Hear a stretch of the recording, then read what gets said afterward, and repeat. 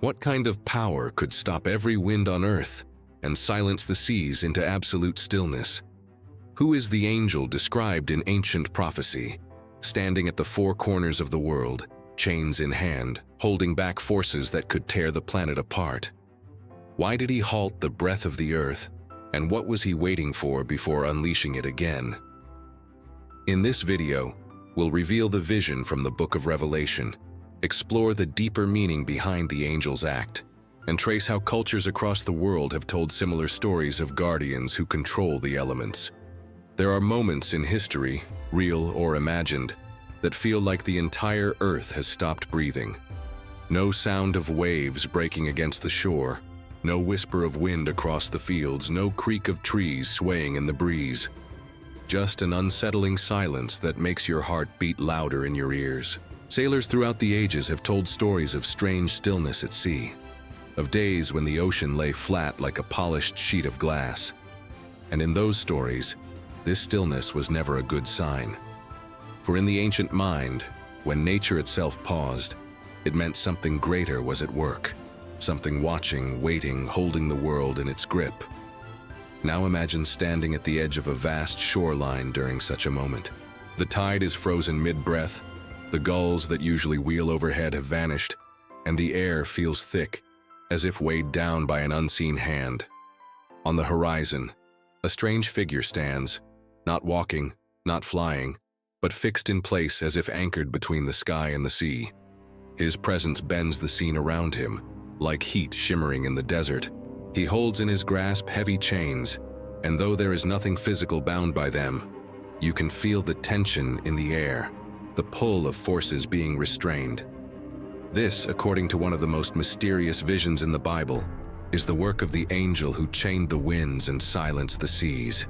The ancient world believed the winds were more than just moving air. They were living forces, each with its own nature and will. The east wind could bring ruin to crops.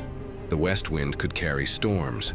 The north wind could freeze the land, and the south wind could carry scorching heat. To chain the winds was no small feat. It meant stopping the breath of the planet, halting the cycles that kept life moving. For a seafarer, a world without wind meant death. Ships drifted, stranded in open water, their sails drooping like exhausted wings. For farmers, still air under a blazing sun meant heat and drought, the slow killing of the fields. The act of chaining the winds was not just about silence, it was about holding back the very pulse of the earth. The Book of Revelation describes a moment just like this. The Apostle John, exiled on the rocky island of Patmos, recorded visions of the end of the world, filled with images so strange and powerful that they still capture the imagination 2,000 years later. Among them, he saw 4 angels standing at the 4 corners of the earth, holding back the 4 winds, so that no wind could blow on the earth, or on the sea, or on any tree. These angels were like cosmic sentinels, preventing the movement of the air until a greater purpose was fulfilled. And in that vision, the silence was not a random event, it was a deliberate act, a pause before something immense. But the question that lingers is this: why would an angel stop the winds? The winds, after all, are part of life. They carry clouds to bring rain. They cool the land on hot days. They stir the oceans. They keep the balance between warmth and cold. To halt them would be to disturb that balance. Yet in John's vision, the winds were restrained until a certain group of people, the servants of God, were marked or sealed for protection. This silence, then, was not just about stopping nature. It was about preparing for something, a stillness before the breaking of a storm. Across cultures, the calm before disaster has always been a warning. Fishermen in the Mediterranean would speak of the Dead Sea, when the water became unnaturally smooth before a hurricane. In the Pacific, islanders told of days when the waves stopped and the air grew heavy, and the elders would say the ocean was listening for orders. To many, these were not coincidences. They were signs that higher powers were at work. The angel of Revelation fit into this way of thinking, a divine figure with the authority to freeze the very breath of the earth. When you picture this angel, don't think of the gentle, glowing figures from Renaissance paintings. This is not a messenger bringing comfort. This is a guardian and a warden, a being who stands in command of nature's raw power. In your mind's eye, you might see him armored in gold and bronze, his eyes like burning coals, his hands wrapped around a chain that glows faintly as if alive. Or perhaps he appears as something less human, more elemental, shaped from storm clouds and sea foam, towering so high his head is lost in the haze above. However he is imagined, the sense is the same. Here is someone who can command the air you breathe and the tides that circle the world. For those hearing John's vision in the early Christian world, the image would have been both awe-inspiring and terrifying. In a time when people lived at the mercy of weather and sea, the thought of someone who could stop both was beyond comprehension. It was the kind of power that only belonged to God or those sent directly by him. And it wasn't just about nature, it was about control over time itself. Because when the winds stop, everything pauses. The days stretch longer, events hang suspended, and the world waits for what comes next. It's easy to think of wind as something background, always there, moving unnoticed unless it's strong enough to knock you down. But the ancients didn't take it for granted. To them, the wind was the voice of the gods, the breath of creation, the spirit that moved across the waters at the very beginning of the world. To chain it was to silence that voice. To still the seas was to tell the restless deep, "You will go no further." It was an act of supreme authority, one that even the most powerful earthly rulers could never hope to match. And yet, in John's account, the angel doesn't chain the winds forever. The silence is temporary. It's a waiting period, a breath held in the chest of the world. This detail makes the scene even more tense, because if the winds are only being held back for a time, it means they will be released again. And when they are, what will they bring? Calm breezes to stir the leaves? Or storms that will tear through the earth and sea without mercy? That uncertainty is part of what gives this vision its lasting power. It's not just about what you see, it's about what you know is coming. The idea of the angel who chained the winds and silenced the seas is not just a curiosity from an old book. It's a reminder of the fragility of the systems we take for granted. The air moves, the tides flow, the seasons turn, and all it would take is one unseen hand to stop it all. Whether you believe in the literal truth of the vision or see it as a metaphor, it asks you to consider what lies beyond your control. And more importantly, it asks what you would do if one day you woke up and found the world completely still. The story of the angel who chained the winds and silenced the seas begins in one of the most mysterious and symbol-filled books in the entire Bible, the Book of Revelation. Written by the Apostle John during his exile on the rocky island of Patmos, this book is unlike anything else in the New Testament. It's not a letter to a church, not a historical record, but a sweeping vision of the end of the world. Every chapter is filled with vivid, almost dreamlike scenes. Beasts rising from the sea, trumpets that shake the heavens, scrolls that hold the fate of the earth. And in the middle of these visions comes a moment so strange, so quiet, that it almost feels out of place in a book known for thunder and fire. John writes in Revelation 7:1, "After this I saw 4 angels standing at the 4 corners of the earth, holding back the 4 winds of the earth so that no wind might blow on earth or sea or against any tree." The words are simple, but the image they paint is immense. 4 angels, each stationed at a different corner of the world, each with the power to restrain an entire direction of wind. East, west, north, and south, every breath of air held in check. To understand why this image is so powerful, we have to remember the mindset of the people hearing it for the first time. The ancient world had no satellites, no weather forecasts, no meteorology as we know it today. The wind wasn't just air moving. It was a force that could make or break your survival. A steady wind could bring rain to your crops. A strong one could fill the sails of your ship and carry you to safety. But the wrong wind could also bring ruin, storms, drought, sandstorms, hurricanes. It was unpredictable, dangerous, and yet absolutely necessary for life. So when John spoke of angels holding back these winds, His listeners would not have imagined a gentle breeze being paused. They would have pictured the very forces of the world being restrained by unseen hands. And if those hands belonged to angels, it meant that the winds themselves were under divine command. But Revelation doesn't stop with just the image of the four angels. The passage goes on to explain why they were holding back the winds, to delay harm until the servants of God were sealed on their foreheads. This sealing is one of those mysterious concepts in Revelation. It's not about a physical mark that anyone could see, at least not in the literal sense, but rather a sign of protection, a divine assurance that those chosen by God would be spared from what was coming. The winds were being restrained until the sealing was complete. This idea, that the winds could be stopped until the right moment, links directly to the larger pattern of Revelation. Again and again, John's visions describe great disasters and judgments, but always in a specific order. Nothing happens by chance. Every event is part of a divine plan, and the timing is as important as the act itself.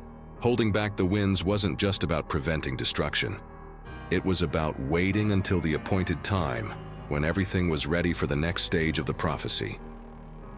The four corners of the earth mentioned in the passage is another detail worth noticing.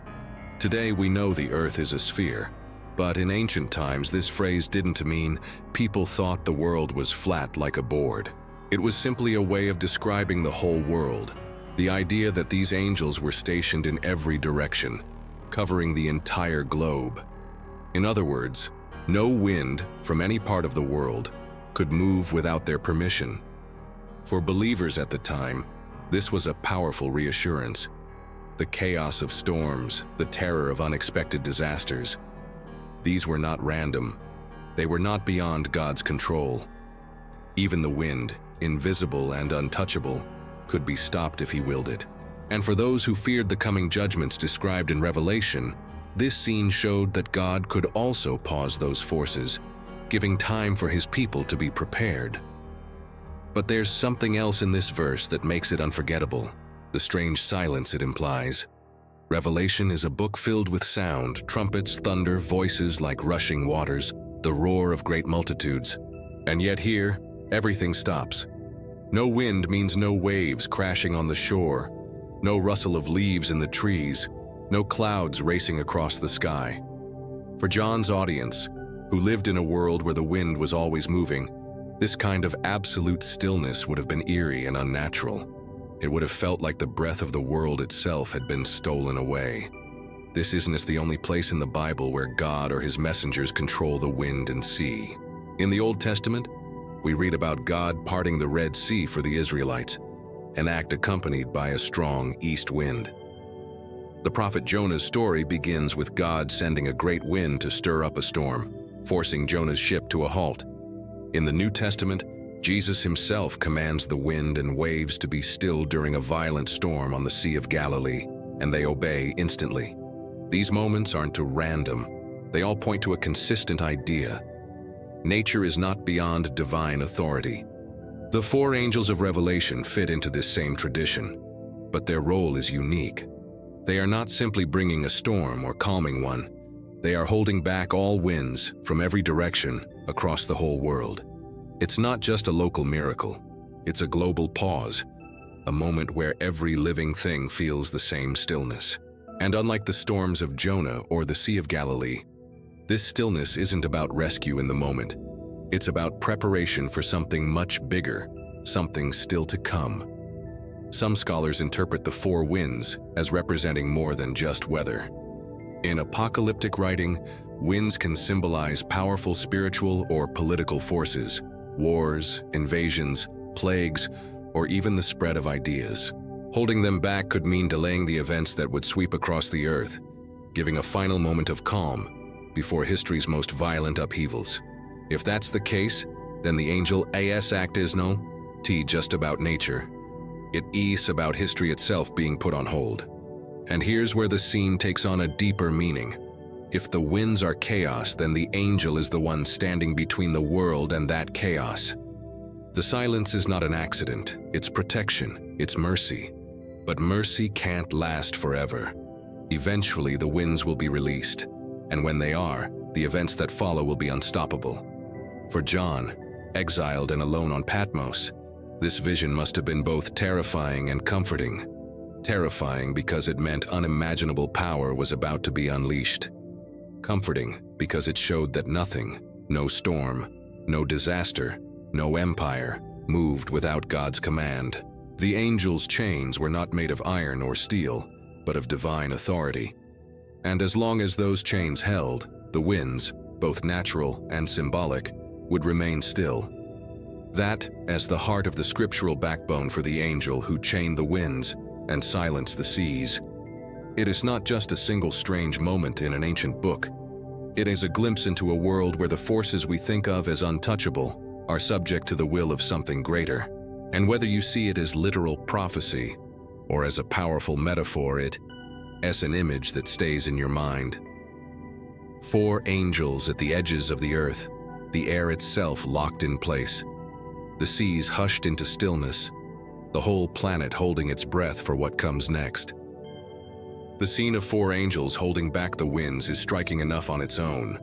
But the more you look at it, the more you realize that this vision in Revelation is built out of layers of symbols, images that would have carried deep meaning for the people who first heard them. Every detail, from the winds to the sea, isn't just a literal element of nature. It's a symbol pointing to something far greater. Let's start with the winds. In our modern world, wind is simply air in motion, measured by instruments and explained by science. We think of it as a weather pattern, something that can be tracked, forecast, and mapped. But in the ancient world, wind was alive. In the Hebrew scriptures, the word for wind, ruach, also meant breath and spirit. It was the same word used to describe the Spirit of God moving over the waters at creation.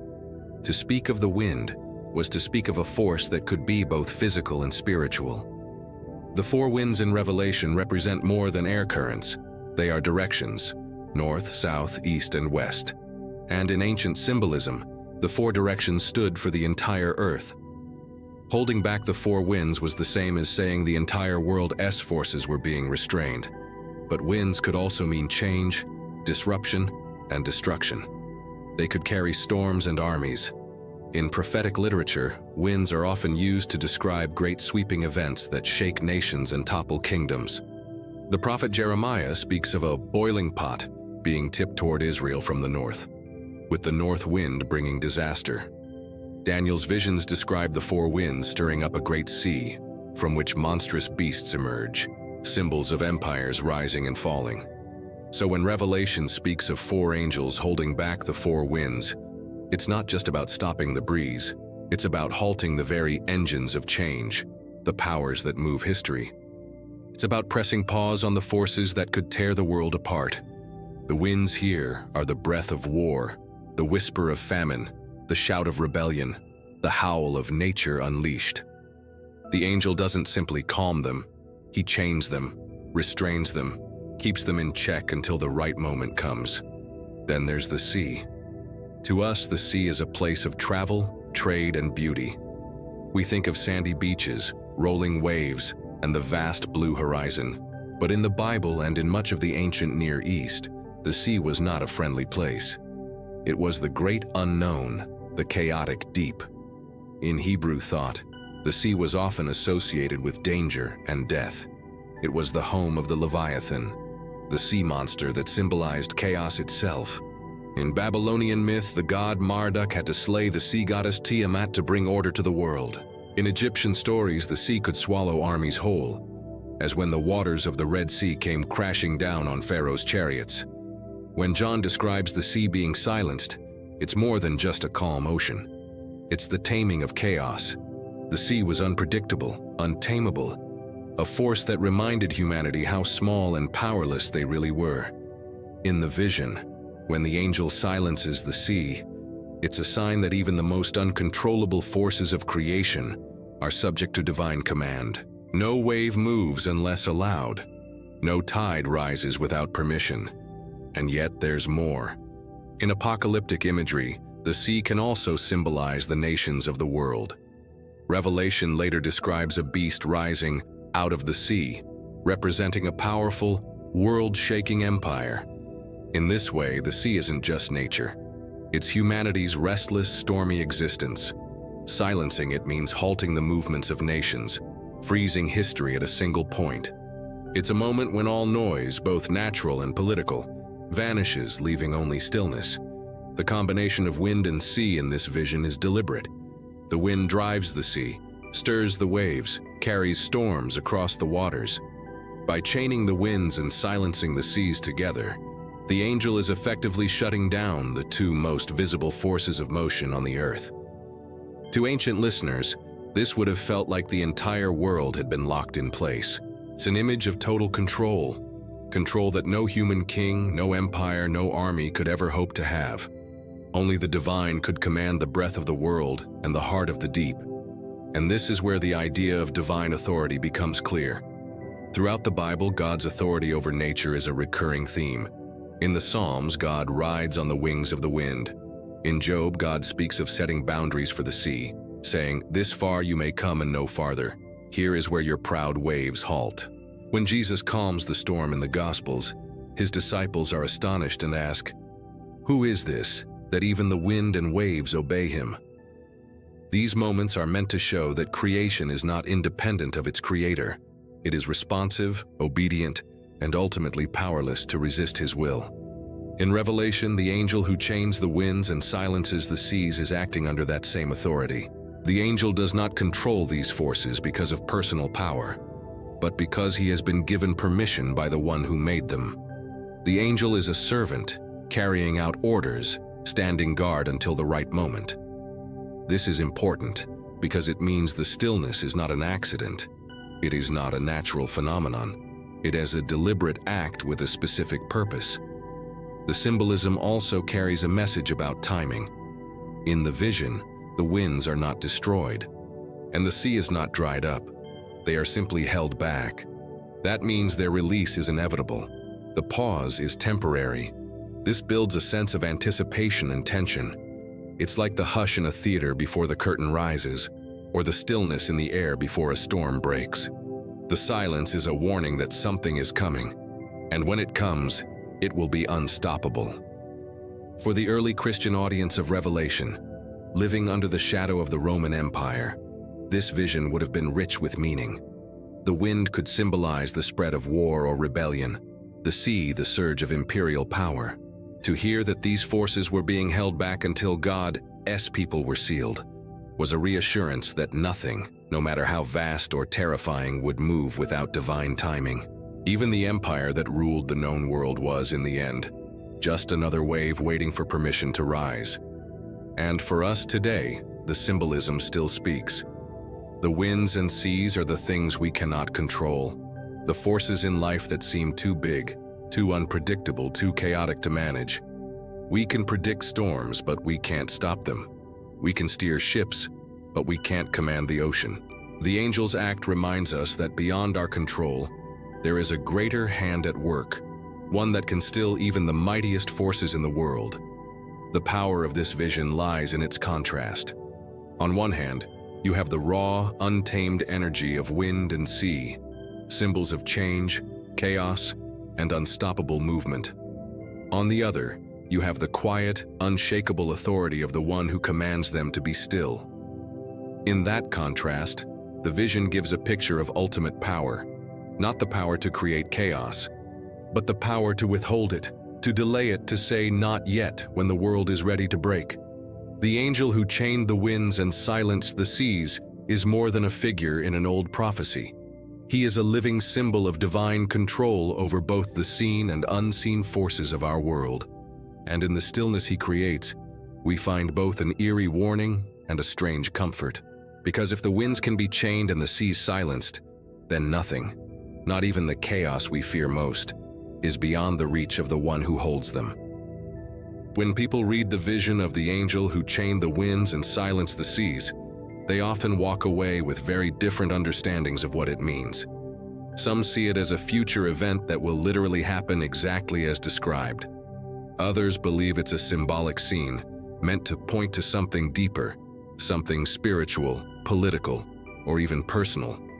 These two approaches, literal and metaphorical, have shaped how the story has been told for nearly 2,000 years.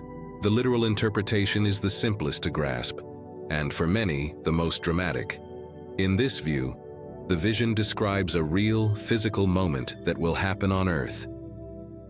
4 angels will literally take their positions at the 4 corners of the globe. They will hold back the actual winds so that not a single breeze moves over land or sea. The oceans will become eerily flat, the trees will stand still, the air will feel heavy. This stillness will last only for a short time, just long enough for the servants of God to be sealed or marked for protection. But while it lasts, the world will feel strange and unnatural. Believers who hold this view often point out that God has demonstrated his control over the natural world before.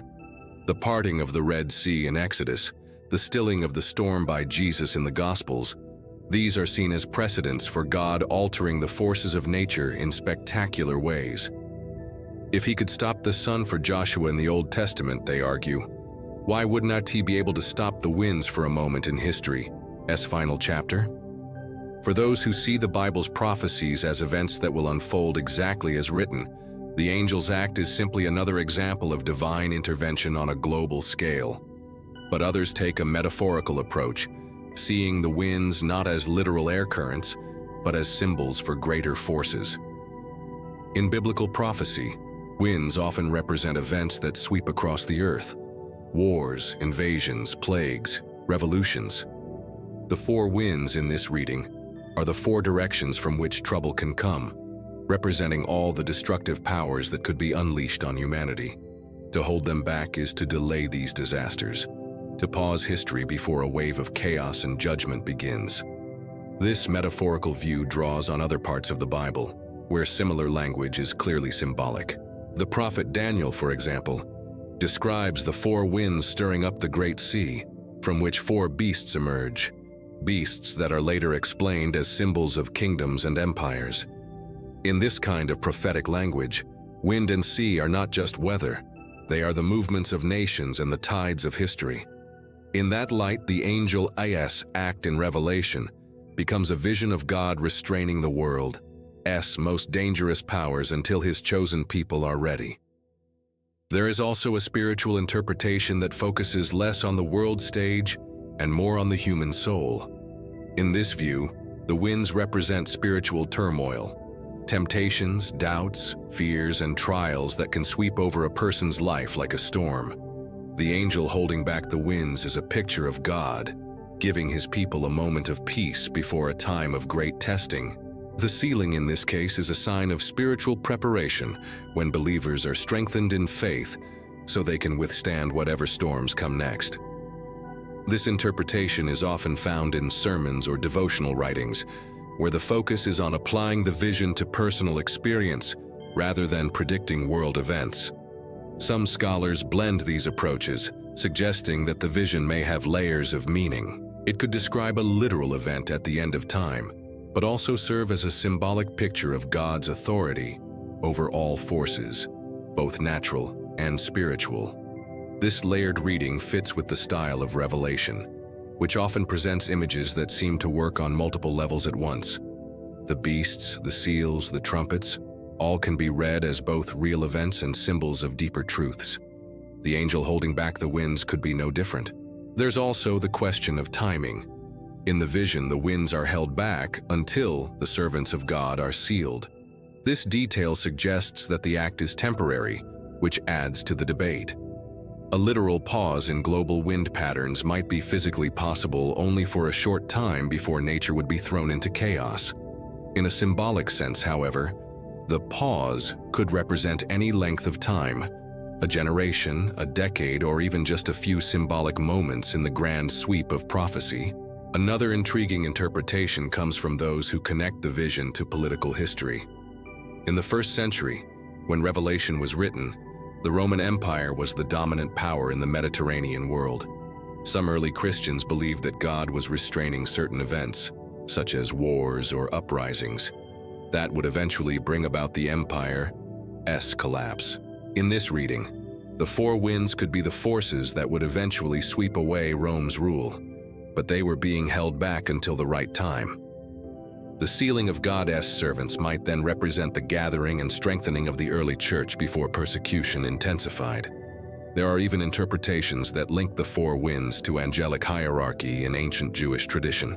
In some apocalyptic writings outside the Bible, angels are described as having authority over different parts of creation: the sea, the stars, the elements. The four angels of Revelation could be seen as the cosmic gatekeepers of the winds, waiting for the command to release them. This reading leans more toward a mystical worldview, where the natural world is governed by spiritual beings carrying out divine orders. Of course, there are also those who view the entire vision as allegorical literature, with no expectation of it ever being fulfilled literally. In this view, the image of the winds being chained is simply a poetic way of saying that God's plan unfolds in His timing, not ours. The stillness is a metaphor for the calm and order that comes when divine authority overrides human chaos. To these readers, the value of the vision isn't in predicting a specific event, but in illustrating a truth about God's power and control over history. What makes this passage so compelling is that it works on all these levels at once. Whether you imagine a real moment when the air goes still around the entire globe, or see it as a symbol for history being paused before a great turning point, the effect is the same. It's a vision of power control and perfect timing. The angel doesn't just fight the storm, he stops it before it begins. He doesn't just calm the waves, he stills the wind that would have stirred them. And perhaps that's the key to why this scene has fascinated readers for centuries. Literal or metaphorical, it describes something we long for in times of uncertainty: the ability to stop chaos before it happens, to hold back the storm until we are ready. Whether you believe it will happen in the skies above our heads, or in the movements of nations, or in the quiet places of the human heart, the image is unforgettable. A single figure standing between the world and the forces that could tear it apart. In the end, maybe the question isn't which interpretation is correct, but what the vision is meant to do for those who hear it. For the first Christians, it may have been a source of hope in a dangerous world.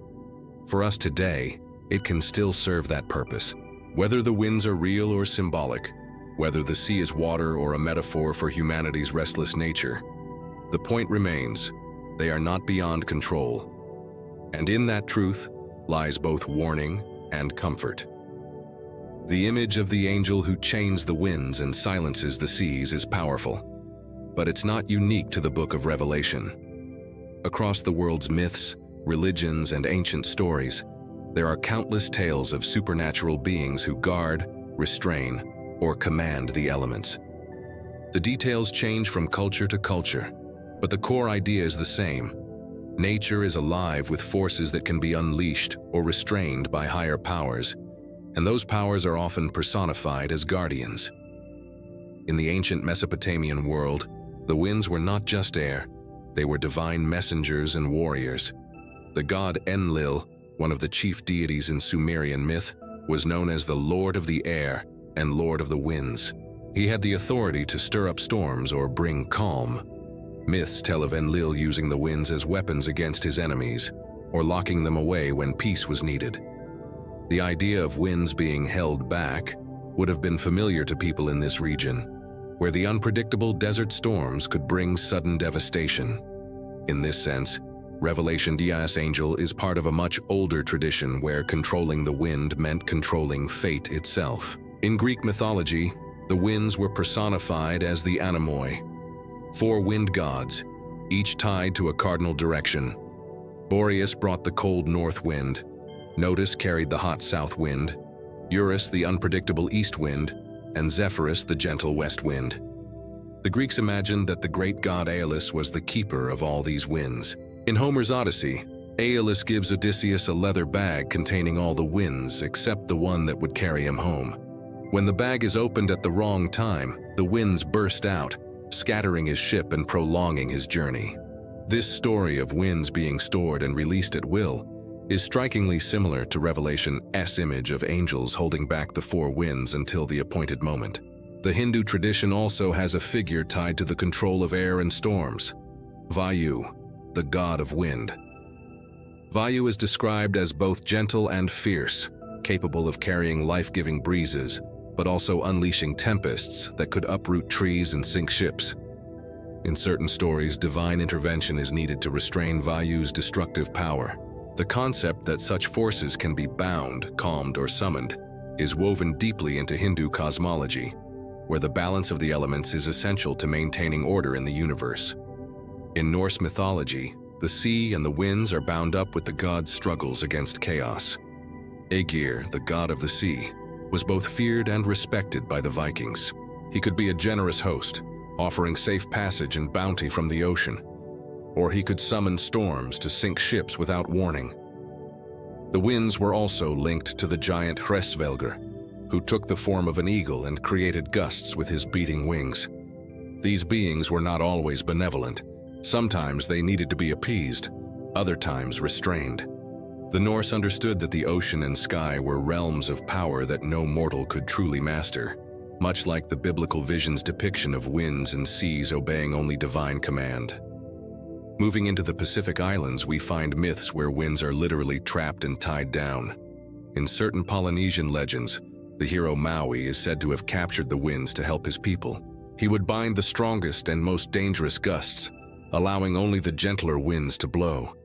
This control meant safer voyages and better fishing, but the power to restrain the winds was never permanent. Sooner or later, the fierce winds would have to be released, echoing the temporary pause described in Revelation. Even in Native American traditions, there are wind guardians. Among the Navajo, the holy people include beings associated with the 4 cardinal directions, each linked to a specific wind. These winds are not just weather. They carry blessings, guidance, and sometimes warnings. Stories tell of times when the winds were blocked or hidden to protect people from harm. Again, the pattern is familiar. Winds are living forces, and there are higher powers that can restrain them until the right moment. The connection between wind and divine authority is not limited to one part of the world. What's striking is how often cultures separated by oceans and centuries arrive at similar imagery. Whether it's Aeolus with his bag of winds, Maui binding the storm gusts, or Vayu being restrained by other gods, the theme repeats. Wind is power, and to hold it back is to exercise ultimate control over nature and, by extension, over life itself. The sea has its own set of guardians in world myth. In Japanese folklore, the sea god Ryujin rules an underwater palace and can calm or stir the ocean by sending messengers, often sea turtles or dragons, to the surface. Fishermen prayed to him for good weather and safe passage, believing he could stop storms before they began. In Chinese mythology, the dragon kings each ruled over a different sea, capable of bringing rain or holding it back. These rulers of the water were not unlike Revelation EBS angel, in their ability to enforce stillness or unleash fury depending on divine will. What makes the Revelation account stand out, though, is the combination of both wind and sea in one act of restraint. Many myths focus on one or the other, a storm god who controls the wind, a sea god who commands the waves. But here, the angel stands in a position of authority over both at once, as if to show that no part of creation is outside the reach of divine order. This fusion of roles makes the figure even more imposing. When you look at all these parallels, it is easy to see that the vision of the angel in Revelation would have resonated with people far beyond the early Christian audience. Anyone from the ancient Mediterranean, the Middle East, Asia, or the Pacific could have recognized something familiar in the image of a great being holding back the forces of wind and sea. These were universal experiences. Everyone knew the relief of a calm day after a storm, and the fear of a sudden wind that could change everything. Perhaps that's why this vision has such staying power. It taps into something deep in the human imagination, the belief that somewhere, someone has the ability to control the uncontrollable. Whether it's a god, an angel, or a mythic hero, this figure is both a protector and a gatekeeper, someone who decides when the forces of nature will be free and when they will be bound.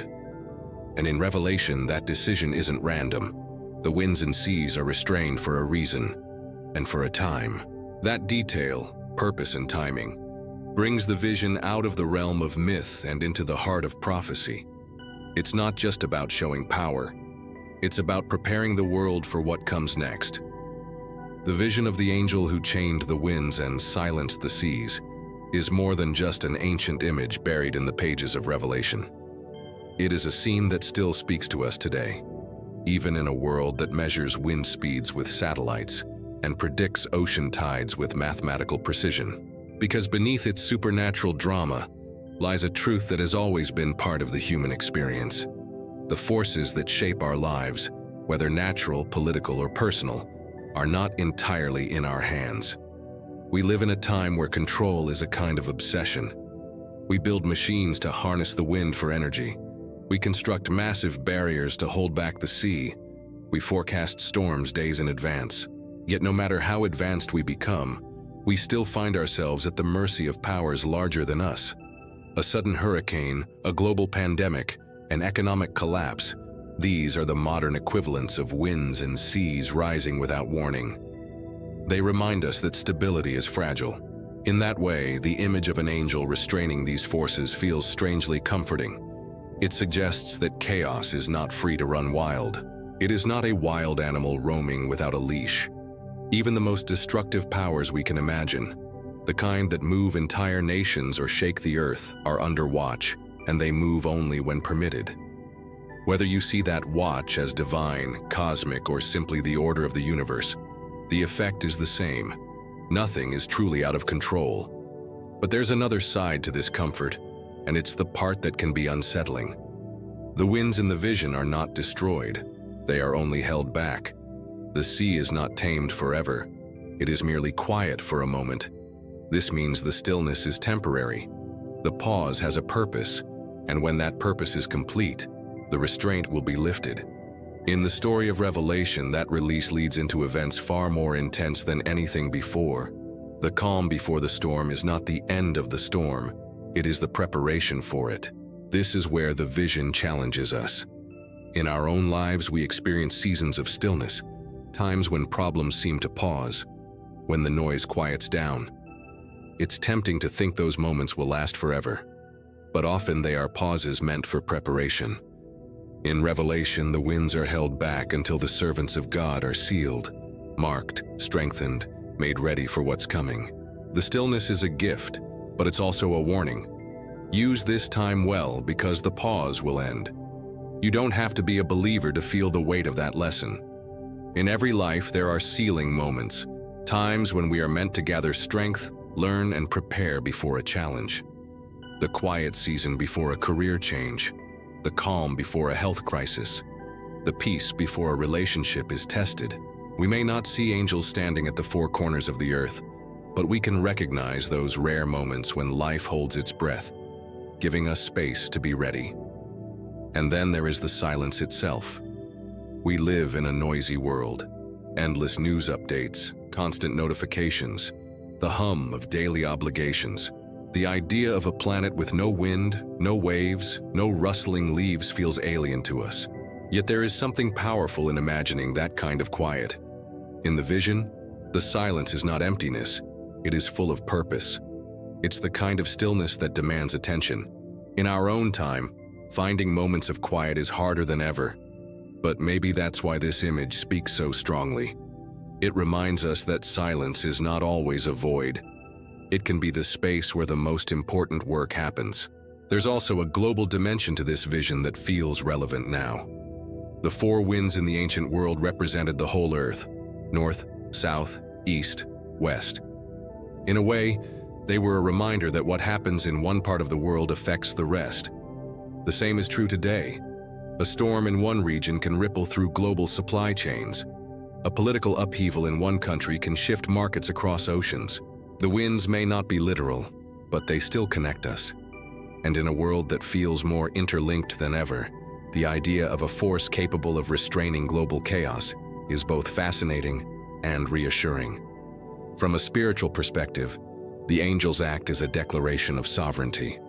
It says that the world does not spin on its own, that events do not unfold by random chance. For people of faith, this is a reminder of divine oversight, a reassurance that no matter how violent the storm might be when it comes, it will not arrive a moment before it is meant to.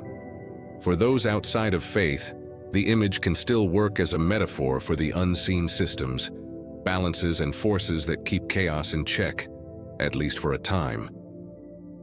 The cross-cultural echoes we explored earlier also deepen the meaning for us today.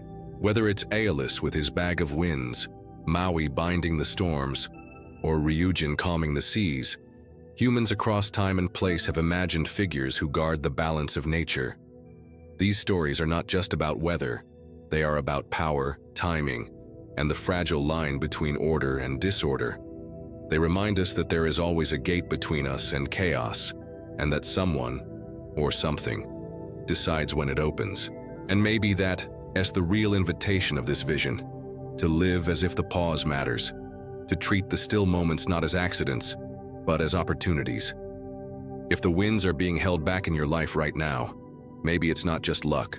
Maybe it's time to strengthen your foundations before they blow again. Maybe it's time to seal what needs to be protected. Because when the chains come off and the winds are loosed, you want to be ready to face whatever they carry. In the end, the angel who chained the winds and silenced the seas stands as a symbol of both mercy and inevitability. Mercy, because chaos is restrained when it could be unleashed. Inevitability, because that restraint will one day end. The vision leaves us with a haunting balance between those two truths. It doesn't tell us exactly when the release will happen, but it does tell us that it will. And in that tension, between peace and coming storm, lies the challenge to live wisely, watchfully, and with a deep awareness that the forces we fear most are never beyond the reach of the one who holds them. So the question becomes, if you knew the winds were being held back for just a little while longer, how would you use that time? Would you waste it on distraction, or would you prepare for the moment they break free? The stillness is a gift.